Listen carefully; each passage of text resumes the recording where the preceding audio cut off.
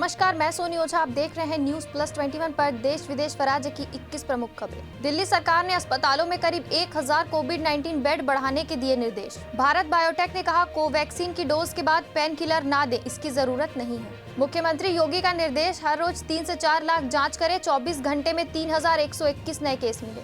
अंतर्राष्ट्रीय chartered flight से Italy से अमृतसर पहुंचे 125 यात्री कोरोना पॉजिटिव।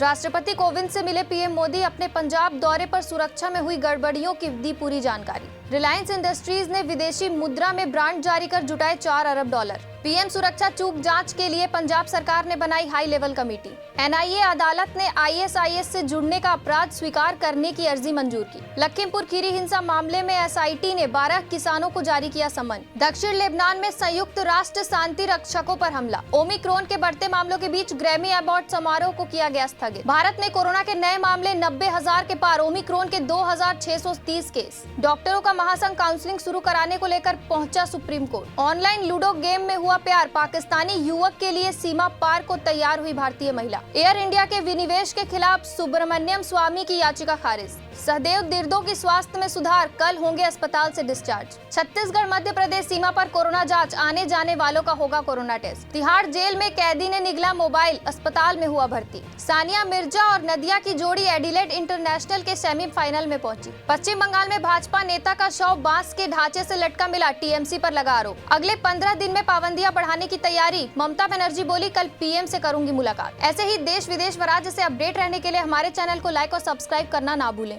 नोटिफिकेशन के लिए बेल आइकन जरूर दबाएं। देखते रहिए न्यूज प्लस 21, आपके हक की बात।